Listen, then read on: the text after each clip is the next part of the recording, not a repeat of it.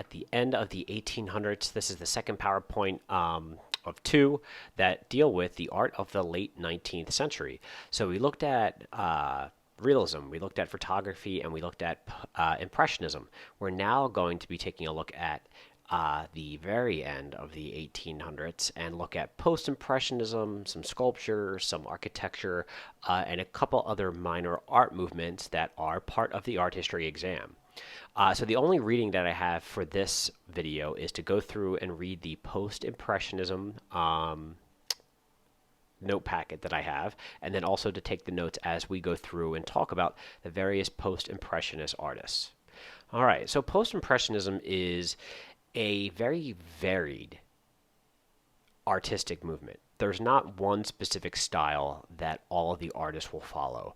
You've got artists that are breaking away from Impressionism and being influenced by Impressionism, but creating their own style. And really, Post-Impressionism is a very small period in art history. It is really art of the late 1880s into the 1890s, so it's around, a 10-year time span. And that's really where we're at. They are going to try to restore some formal qualities to art through the use of color and line. Paintings often, though, in the post-impressionist era may look flatter, with less shading in chiaroscuro, and have harder outlines.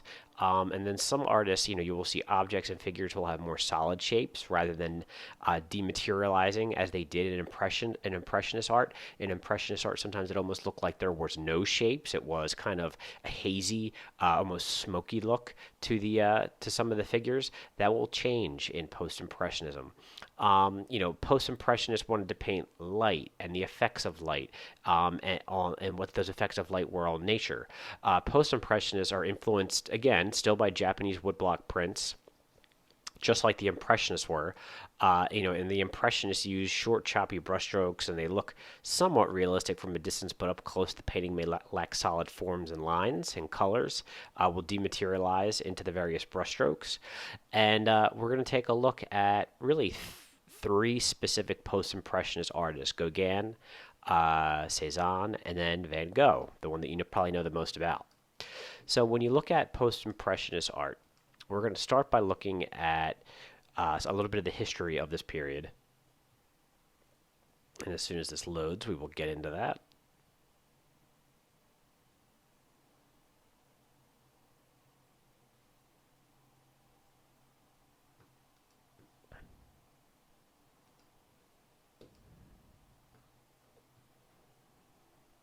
Try that again.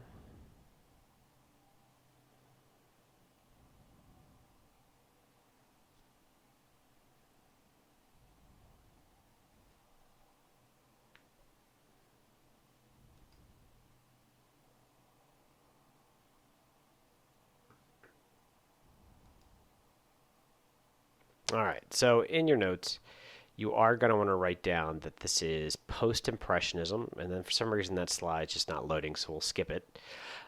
So they are moving beyond the impressionist stress on light, shading, and color, and the idea of focusing on capturing a moment. That's what the impressionists were stuck with. And in post-impressionism, we're going to see it kind of seems common to move toward abstraction, yet they will retain some solid forms. They're going to explore the underlying structure of various forms, and they're still going to try to preserve some traditional elements like perspective. But of all these artists, there's not a united, easily defined characteristic that they all share. Each post-impressionist artist worked in a different manner, and they are grouped together because they all are coming really directly after the impressionist era, and they're all working really in France. So the first artist we're going to take a look at is Paul Gauguin.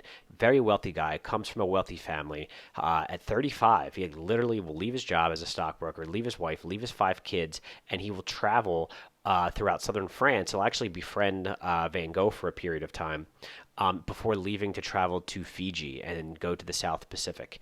And he will essentially, live the rest of his life out in what he thought of as Eden. He thought that these untouched islands with these relatively primitive people was like what the Garden of Eden must have been like. And that's what he will paint for the rest of his life. He'll eventually get sick and he will die out there in Fiji. He's known for his bold colors, flat planes of color, more solid shapes.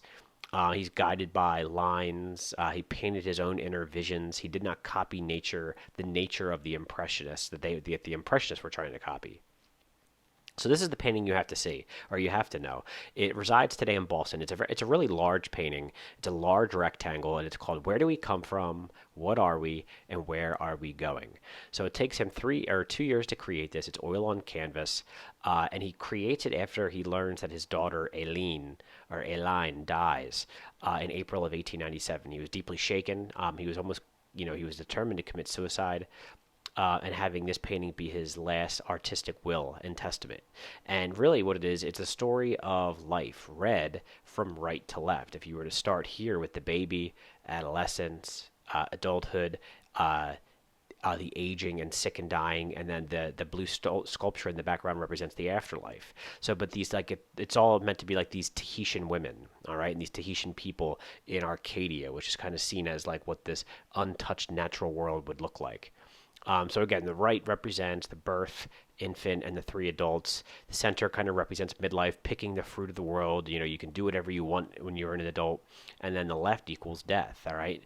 And we have a figure of the way that the person is kind of crouched down is actually inspired by an exhibit of a Peruvian mummy that he had seen in Paris. And then the blue idol represents the beyond, the heavenly world.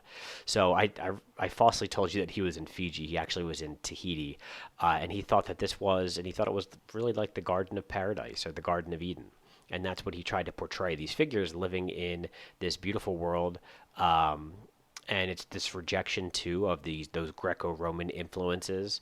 You have nude bodies that are living their life peacefully in this Eden-like environment. Then we have Vincent van Gogh, really the most famous artist probably of the 19th century. So he actually was Dutch. He will come to live in Italy and is inspired by or not Italy, and he will come to live in France, really the south of France. He will be encouraged to paint by his brother. He suffers from a variety of debilitating mental illnesses. He suffers from depression. He's influenced by the works of other French artists known as Chardin and Millet, who both emphasize the life of the peasants. In his early art, it's pretty dark, and it's very much reminiscent of genre scenes of peasant life, and very influenced by the realist works of Courbet and Millet and Chardin. We see that here. This is called the Potato Eaters. His early work, and his style will develop as he gets older. This is again another one of his early works, the skull with the cigarette. Now, he copies the real world, but presents it in his own vision of the real world. He is going to also, when you see a Van Gogh, he often uses really thick paint and the thick layering of paint is called impasto. He signs some work that he's proud of. He doesn't sign others that he feels don't show off his virtuosity. And he has really a lot of flowing brushstrokes that express his feelings. And that's a difference from Impressionism, because Impressionism wasn't about feeling, it was about light and the effects of light on a surface. Van Gogh will use a lot of variety of color to express his mood and how he was feeling at that time. Blues for depression, reds for anger, yellows and oranges for happiness. He's also known for painting a lot of the same subject matters over and over again. He portrays some of his friends often many times, and he also has done many versions of the sunflowers. This one is in Philadelphia, and this is the one that he painted to go above Paul Gauguin's bed when Paul Gauguin comes to live with him when he is trying to start an artist colony in the south of France. Here you see it's the real world. We could tell it's a walkway. We could tell it's a field. We could tell it's a tree. We could tell it's the stars, the moon at night. We have a wagon wheel and a home in the background. But he layers the paint very thick through that use of impasto. And then you have this very, very rich use of color to give a feeling to this early evening setting that we see. Again, here, a daytime setting, very bright, very cheerful. But again, those thick, swirling, very flowy brushstrokes that Van Gogh is known for. And that's, again, innovative. It's different than any other post-impressionist artist will use. It's different than Gauguin. Gauguin's brushstrokes are a little bit more finished, where Van Gogh's are very thick and very heavy. Now we're going to get into the piece that you have to know, which is the Starry Night piece that we will look at that's in the 250. He will move to the city of Arlisle to start an artist colony. It's not very successful. Gauguin lives with him for a while. He will spend some time in a mental institution, and in that mental institution, he is going to paint the Starry Night. He is discharged into the care of a doctor who is also an artist, and he's looked over by his brother Theo. His brother Theo is the one that encourages him to paint. He's an art dealer himself. And then eventually, Van Gogh, they believe, commits suicide through a self-inflicted gunshot wound. And during his life, he only sold one painting, and that is the Red Vineyard at Arlisle. So a sad life, and for someone that became so famous and so influential after he dies. Skip through, and that is Van Gogh there after he had cut his ear off, or a piece of his ear. It's really only the top of the ear. They always say, oh, he sent it to his girlfriend. They don't really know if that's true or not. So here we have the Starry Night. This is he was staying in this insane asylum. He was depressed. That's the use of the blues. You have the cypress tree there that kind of dissects the painting to the left. And then you have these this townscape down below, and you have this cathedral that is down below, which is reminiscent of his Dutch childhood. He wanted to be a priest for a long time, or a pastor for a long time, because Dutch were Protestant. And then we have the sweeping motions of the clouds and the stars at night that are overwhelming the town and the viewer. So the blues are cooler and more depressed. The yellow stars that are in the air kind of create the idea or the sense of happiness.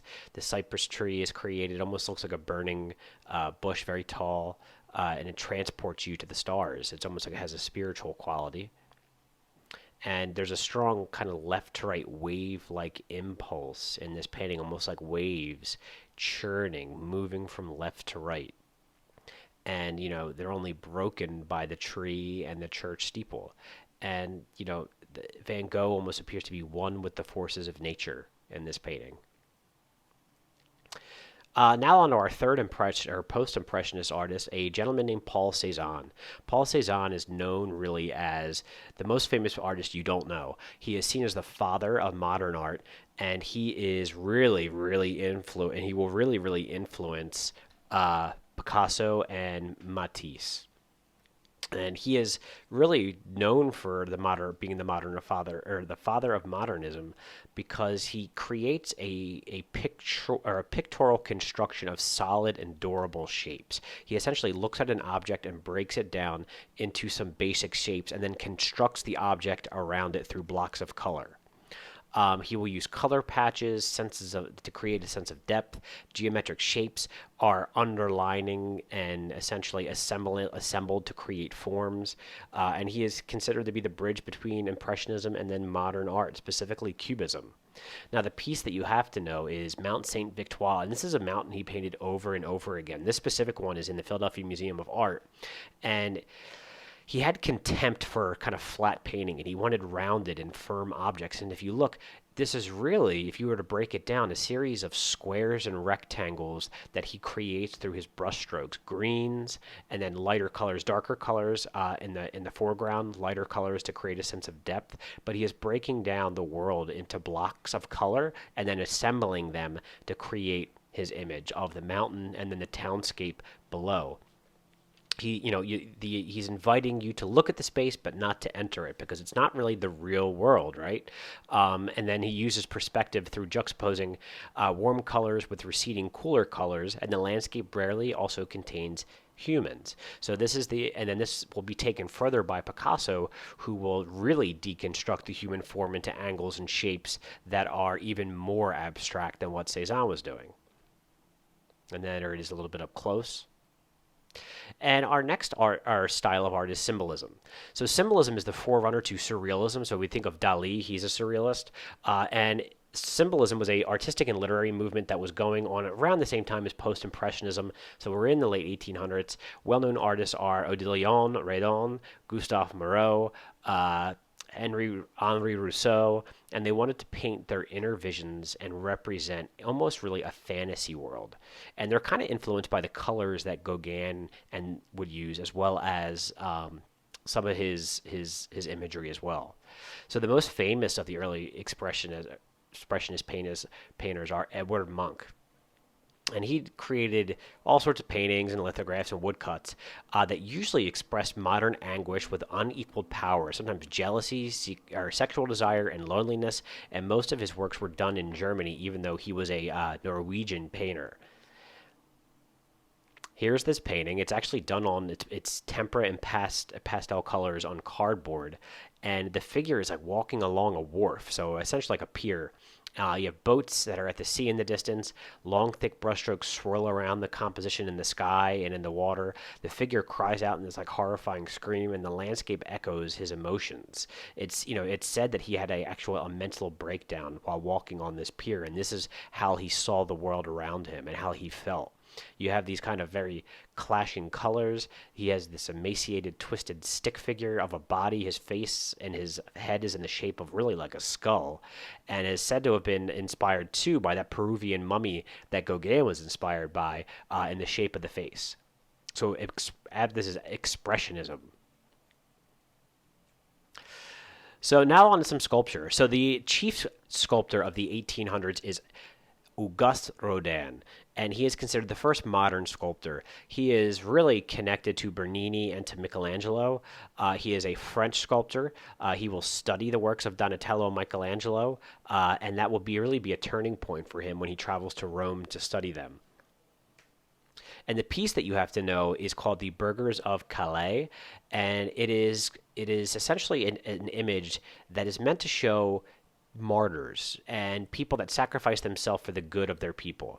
And the burghers were really councilmen, and they're offering their lives to an English king in return for saving their besieged city during the Hundred Years' War. So these guys were the leaders of a city. They were going to surrender themselves to the English king, and they're wearing kind of plain clothes because the English king insisted for them to look like peasants, and they're carrying the key to the city. And these guys sacrificed themselves so that the city was not sacked by the English during the Hundred Years' War. And each one has different emotion. The city of Calais city council paid to have this sculpture created. They wanted it to be much grand, but when Rodin made it, he wanted it to be really on a flat base where anybody could come up to it and look at it and feel as if they could have made the sacrifice that the burghers of Calais made.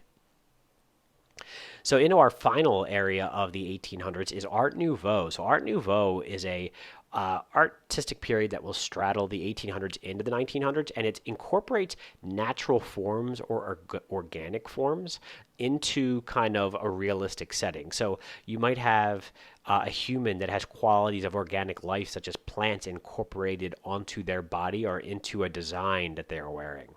And the piece that exemplifies that is the Kiss by Gustav Klimt, an Austrian painter. This is oil on canvas.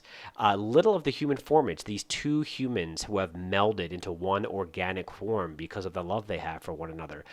You have a woman kneeling. They're on this cliffside. They're in this gold background, very much influenced by Byzantine art. It suggests really this all-consuming love, this passion and eroticism between these two people. Their bodies are suggested under there, but you have this cloak that really kind of covers them with all of these various kind of beaded designs, or it looks like the flowers from the cliffside that they're kneeling on are almost growing up into them. So this is an example of Art Nouveau.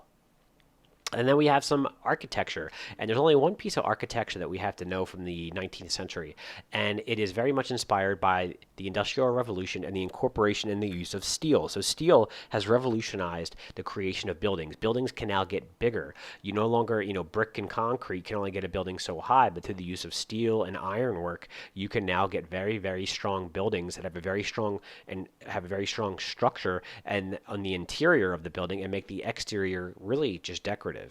It starts with the Crystal Palace that takes place in England, or I'm sorry, in France. And the Crystal Palace really is just iron with glass, all right, and it is all put together through really what you would think of as like all pre-made parts. So all the parts were mass produced, they hooked them together, and voila, you're able to create a building easily and cheaply. That's called prefabrication. Now, the piece that you have to know is by Louis Sullivan, who is seen as the father of modern architecture. It's called the Carson P.A. Scott Building. It is in Chicago. The bottom floor has like wrought iron. It's very decorative. And the outside has these vertical lines that kind of separate the columns and the windows that are used for the actual support. So it's meant to kind of enhance the verticality of the building, those vertical lines. And then the building itself is made out of a lot of steel, and that's how it's able to get so large. And it's one of the first kind of what they would consider large modern office buildings ever created. And that is it for the 18th century. And we are done. And I will see you guys next time with Art of the 1900s.